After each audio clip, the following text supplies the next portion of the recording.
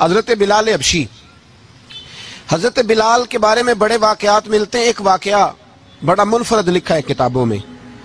حضرت بلال سے لوگوں نے کہا آپ نبی پاک سے متاثر کیسے ہوئے؟ تو جناب بلال کہنے لگے میں زیادہ لوگوں کو، مکے کے لوگوں کو جانتا ہی نہیں تھا، چونکہ میری ڈیوٹی تھی گھر میں کام کرنے کی، اور مجھے سخت سزا ملتی تھی امیہ بن خلف کی طرف سے۔ بلکہ تحقیق یہ ہے کہ یہ عبداللہ بن جدان کے غلام تھے۔ امیہ بن خلف نے تو جب انہوں نے کلمہ پڑھا تو پھر خریدا۔ عبداللہ بن جدان کہنے لگا میں فارغ نہیں، آپ لے لیں، آپ اس کو سزائیں دیں۔ تو کہتے میں ان کے گھر میں ہوتا تھا، تو میں تو زیادہ لوگوں کو جانتا ہی نہیں تھا، کبھی مجھے موقع ہی نہیں ملا تھا باہر نکلنے کا۔ ہماری غلاموں کی کوئی زندگی نہیں ہوتی تھی۔ آج تو ہر آدمی کہتا ہے نا میں کچھ چودھری سے لے کے کھاتا ہوں۔ یہ جو تیرے اندر حوصلہ ہے نا، یہ میرے رسول نے تجھے عطا فرمایا ہے، یہ میرے نبی نے تجھے دیا ہے، ورنہ تو غلام بکا کرتے۔ یہ حوصلہ تجھے رسالت مآب نے دیا ہے۔ حضرت بلال کہتے ہیں میں ایک دن مجھے بخار چڑھ گیا بڑا تیز، میں لوگوں کو جانتا نہیں تھا۔ فرماتے مجھے تیز بخار چڑھ گیا تو ٹھنڈ بڑی سخت تھی، میرے مالک نے مجھے کئی کلو جوں دیے پیسنے کو چکی پہ۔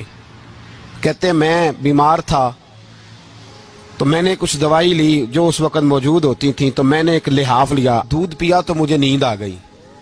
جب میں سویا تو میرا مالک آ گیا، اس نے آ کر کے مجھے سوئے ہوئے دیکھا تو کھینچ کر کمبل اتارا، رضائی اتاری، لحاف اتارا، کہنے لگا اب تیری سزا یہ ہے کہ تو کھلے میدان میں بیٹھے گا، وہاں چکی پیسے گا، اور دوسری سزا یہ ہے کہ تجھے قمیض پہننے کی بھی اجازت نہیں۔ حضرت بلال کہتے ہیں تیز بخار، ٹھنڈ کا عالم، اور جب میں چکی پیس رہا تھا تو رو رہا تھا، اور میں پوچھ رہا تھا خدایا ہمارے نصیب، اللہ ہمارے مقدر ہے جرم ضعیفی کی سزا مرگ مفاجات۔ سیدنا بلال حبشی رضی اللہ تعالیٰ عنہ فرماتے ہیں میرے دروازے کے قریب سے رسول پاک گزرے اور مجھے ہائے ہائے کرتے دیکھا تو دستک دی۔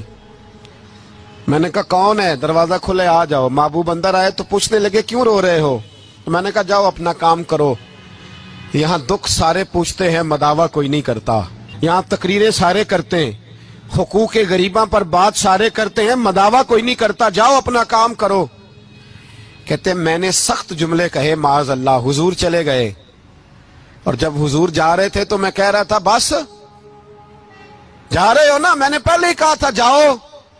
کہتے ہیں قربان جاؤں، تھوڑی دیر گزری تو اللہ کے رسول کے ہاتھ میں گرم دودھ کا پیالہ تھا، کھجوریں تھیں، حضور تشریف لائے اور کریم رسول نے مجھے کھجوریں دی، دودھ پلایا اور کہا چل جا کمبل میں بیٹھ جا۔ تو میں نے کہا چکی کون پیسے گا؟ وہ تو بڑا مارے گا۔ کہتے ہیں لوگو اس نبی کا میلاد اور معراج بھول نہ جانا، اس رسول پاک کی محبتوں میں کمی نہ آنے دینا، اس محبوب کا نعرہ ساری دنیا میں لگا دینا۔